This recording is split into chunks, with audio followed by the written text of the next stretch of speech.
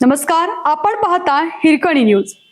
Hirkani news प्रत्येक क्षण ताज्या घडामोडी आणि महत्त्वाच्या प्रत्येक बातमीसाठी नेहमी तत्पर. स्थायीसह महत्त्वाच्या समित्यांसाठी लॉबिंग. सांगली जिल्हा परिषद विविध समित्यांसाठी आज निवडी. सांगली जिल्हा परिषदेच्या अध्यक्ष, उपाध्यक्ष आणि सभापती निवडीनंतर खाते वाटप आणि विविध समित्यांवरील नियुक्त्या उद्या दिनांक 17 रोजी होत आहेत.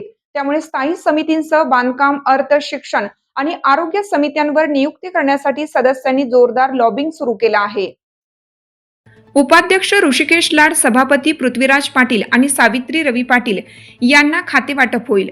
याशिवाय विविध समित्यांवर सदस्यांच्या निवडी केल्या जातील.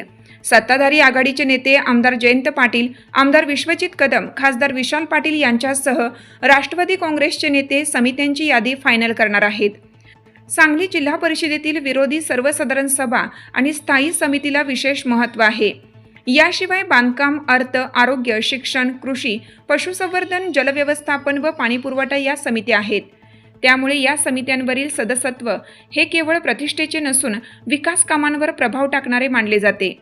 सत्ताधारी महाविकास आघाडीमध्ये या नियुक्त्यांसाठी मोठी चुरस निर्माण झाली आहे. स्थायी समिती, बांधकाम, अर्थ, शिक्षण आणि आरोग्य समित्यांवर स्थान मिळवण्यासाठी सदस्यांकडून जोरदार लॉबिंग सुरू आहे. जिल्हा परिषदेतील स्थायी समितीला धोरणात्मक निर्णय प्रक्रियेत अत्यंत महत्त्व आल्यामुळे या समिती स्थान मिळवण्यासाठी अनेक इच्छुक प्रयत्न करीत आहेत. आघाडीचे प्रमुख नेते आमदार जयंत पाटील, आमदार डॉक्टर विश्वजित कदम आणि खासदार विशाल पाटील, माजी आमदार विक्रमसिंह सावंत, शरद पवार, राष्ट्रवादीचे जिल्हाध्यक्ष देवराज पाटील यांच्या उपस्थितीत समित्यांची अंतिम यादी निश्चित केली जाणार आहे.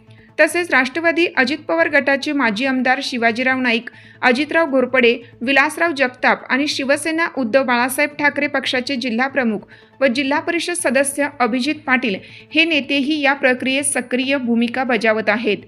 विविध गटांमध्ये समतोल राखत नियुक्त्या करण्याचे मोठे आवाहन नेतृत्वास समोर आहे. उद्या शुक्रवारी होणाऱ्या बैठकीत खाते वाटप आणि समित्यांची घोषणा झाल्यानंतर जिल्हा परिषदेच्या पुढील कामकाजाचा मार्ग निश्चित होणार आहे. त्यामुळे इच्छुक सदस्यांची धावपळ आणि नेत्यांकडे सुरू असलेली लॉबिंग यामुळे राजकीय वातावरण चांगलेच तापले आहे. आगामी काळात या नियुक्त्यांमुळे सत्ताधारी आघाडीतील समीकरणे स्पष्ट होणार असून जिल्हा परिषदेतील कारभाराला गती मिळण्याची अपेक्षा व्यक्त केली जात आहे.